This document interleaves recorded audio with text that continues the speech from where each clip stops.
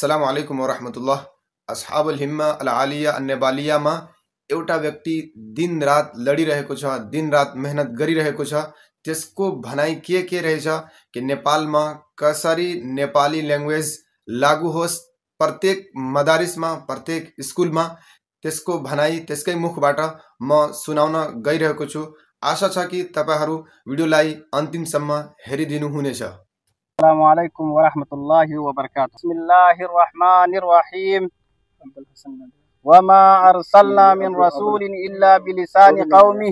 आदरणीय श्रोताहरू, इस्लाम धर्म भनेको एउटा विश्वव्यापी र शाश्वत अर्थात् सधैँभरि रहने धर्म हो, जो हरेक गुण र हरेक वर्गको रक्षक तथा संरक्षक हो।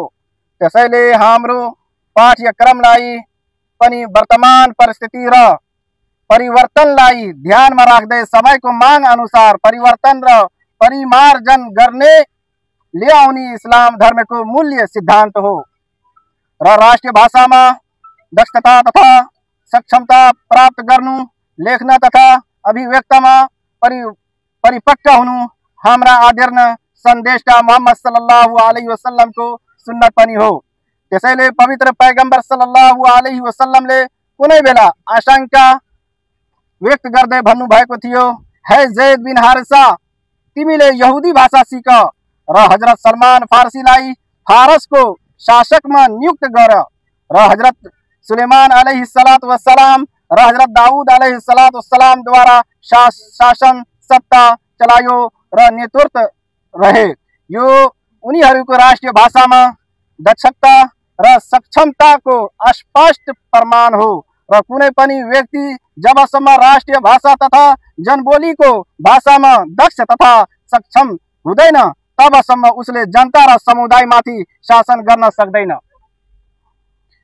किनकि भाषा नै यस्तो माध्यम हो जसबाट मानिसहरूले आफ्नो चिन्तन तथा मनन र अभिरुचि तथा अनुभूतिलाई व्यक्त गर्न सक्छन्। त्यसैले अरबी भाषामा एउटा भनाइ छ, हुजूर सल्लल्लाहु अलैहि वसल्लमले भन्नुभएछ, इन्नल बयान ला सेहरा, अर्थात् बोली यस्तो चीज हो जसले मानिसलाई लट्ठा बनाउन सक्छ। भाषामा दक्षता तथा सक्षमता र शिष्टता तथा विशिष्टता बारे विश्व चर्चित महान विद्वान आदरणीय अबुल हसन अली नदवी र अबुल आला मौदूदी रहमतुल्लाह अलैहले भन्नुभएका थिए कि राष्ट्र भाषाबाट टाढिनु र अनविज्ञ बन्नु इस्लाम सँगसँगै आफ्नो बहुमूल्य अस्तित्वलाई धरापमा पार्नु सर हो। आदरणीय श्रोताहरू, भारतबाटै श्रीलङ्का, म्यानमार, पाकिस्तान र बङ्गलादेशहरू स्वतन्त्र भएका हुन्, तर सबै देशहरूमा उनीहरूका आफ्नै राष्ट्रिय भाषामा सबै प्रकारका धार्मिक, बौद्धिक, इस्लामिक पुस्तिकाहरू छन् र आउने राष्ट्रिय भाषामा तिनका तफसिर तथा व्याख्यानहरू अनि शब्दकोशहरू पनि पाइन्छन्। हाम्रो देश नेपाल जो विश्वकै एकमात्र स्वतन्त्र देश हो, जो कसैको अधीनमा यानी दासमा रहेन र इन्शाअल्लाह ताला रहने पनि छैन।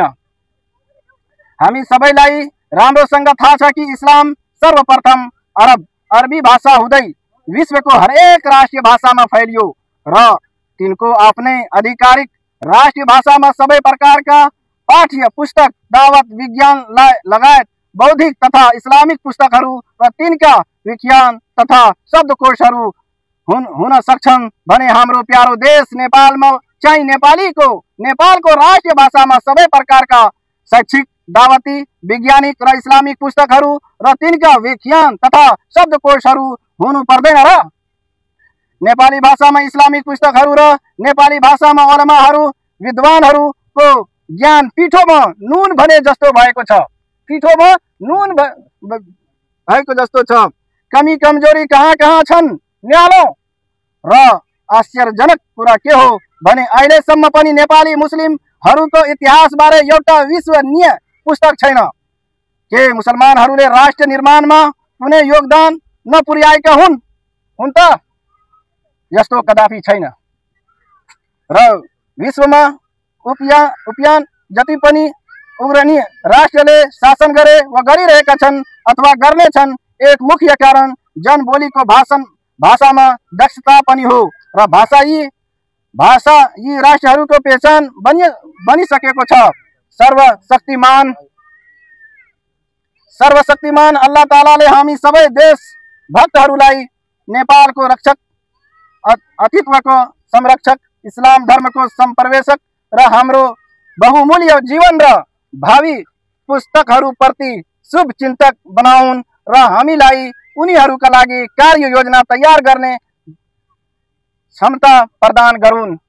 आमीन या रब्बल आलमीन।